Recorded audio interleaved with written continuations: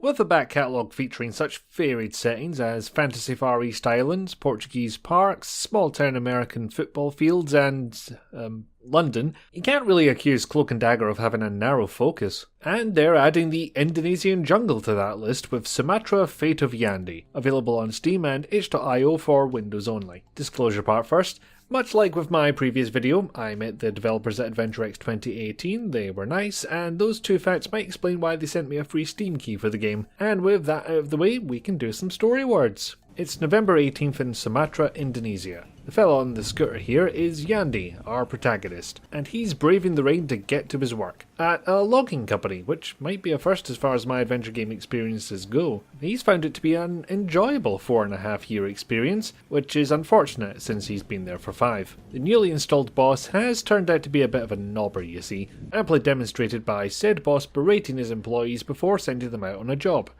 In the rain, on a hill, in the jungle.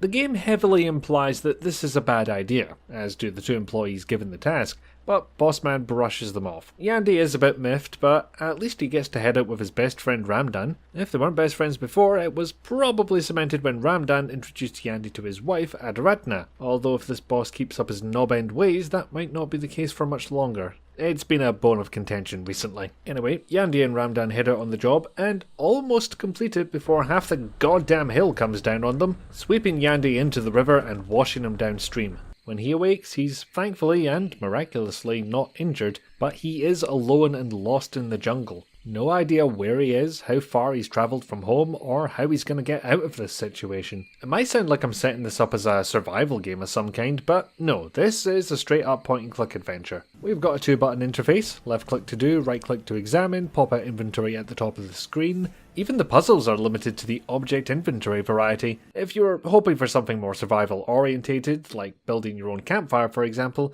you're not going to find it here. You're merely combining items together, except this time you've found them on the jungle floor. I mean, a lot of point and click games are just rubbing items together, but it's all about context. Anyway, I specifically stated object inventory puzzles earlier, and whilst there is a point early on where the dialogue does relate to puzzle solutions, it's much more along the lines of, what do you know about this thing I found? And then they tell you about the thing you found. It's not exactly a skill challenge. In fact, the first few parts of the game might cause you to make some false assumptions. Yandi goes through a trial or two before stumbling across a nomadic tribe who live a simple existence out in the jungle. Given that Yandi has been destroying said jungle, it's a wonder they don't kill him on sight, but I guess they're just nice. Nonetheless, he has to gain their trust by running some odd jobs. This is where you have Yandi asking about things he's found from the one member of the tribe with whom he shares a common language. This guy ends up acting like a hint system, information dispenser and to-do list all in one. So we've gone from linear scene-to-scene gameplay into this hub area, a place where you go back and forth to solve problems. After that, the game settles back into linearity, with only the smallest of small hubs dotted around. Maybe that hub was to get you used to the puzzle logic the game uses before you set off on your own. You certainly don't get the same kind of safety net that this guy provides once you leave there. In a way, it might mirror the in-game goings-on.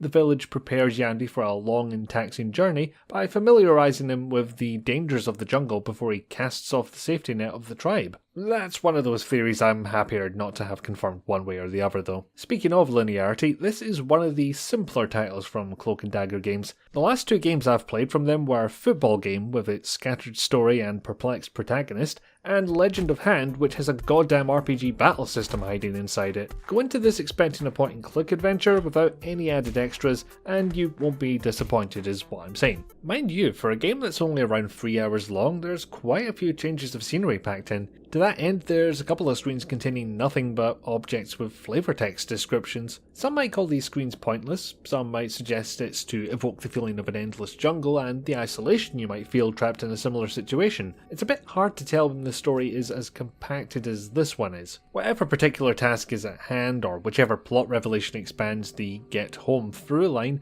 the game does keep Yandi's 2 goals in mind. Find Ramdan, get home to Adoratna. And it's good that these are here because the actual scenery you see isn't that densely packed. There's very few hotspots that you wouldn't consider crucial to completing the game. It's all very minimalist. So putting the focus on Yandi and his state of mind keeps the game interesting, with enough dips and peaks in his well-being to keep me invested. And that plot, as previously hinted, only thickens. That focus on Yandi is mainly achieved with lines of dialogue and with frequent flashbacks, even if those aren't necessarily to the happiest of times. No matter the nature of these flashbacks, they all have the same end result, however. Get home to his wife. Nice fellow, really.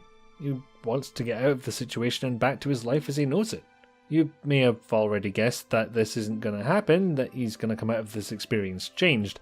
For the sake of spoilers, I'll neither confirm nor deny this. I'll just say what happens might not be what you expect. What I am trying to say is that despite the length, not to mention the fairly low price of £5, this game tries to do a fair bit. There's limitations, of course, there's no voice acting on show here, and the graphics are a bit like if LucasArts suddenly got inspired by Flashback or Another World, but I'm not going to sit here and say it didn't entertain me. Not every game can be a massive world-changing event, and neither should it be. This is also related to something I haven't brought up until now, which is that the game was basically made by two people, one for code, one for art. The main reason for holding back on that is the previous game that I looked at, Guard Duty, was basically made by three people, one for music, one for programming and assistant design duties, and one for basically everything else. I could easily be accused of not judging these games by the same standards, and truth be told, I'm not. They're both point-and-click games with relatively short playtimes, both harken back to art styles of games gone by, both games let you pet the dog. These are all true.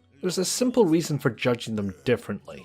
Guard Duty got its funding via Kickstarter and took roughly 4 years to make. Sumatra Fate of Yandi was funded by Patreon supporters and took something just over a year. At least that's how long it's been since their last title football game came out. Having all the money up front allows you to budget for costs like voice acting and lets you know how long you have to do all that great animation before you have to give up and release the game to stay afloat. Working off Patreon has you judging your income on a monthly basis, and that's a lot less certain. Not to mention that Guard Duty is a little bit more expensive than Sumatra, but hopefully the reasons for that are obvious. Whilst Guard Duty is a lot easier to recommend and its production values likely make it a more attractive prospect, you could do a lot worse than this pretty solid adventure in an unconventional setting. That is, if you're looking for something short and cheap. It's an evening's worth of entertainment, maybe two if you take your time about it. And if you want an even shorter experience, an extra £2 gets you the Collector's Edition, which features Pen Deck, a bonus game made for a game jam which is pretty much the prototype for Sumatra itself. Oh, and an art book and the soundtrack. You can get that later if you think it's worth the extra, and the developers recommend you play the full game before you play Pen Deck anyway, so no worries there. You might like it, you might not, and hopefully I've done enough explaining that you can make your own choice.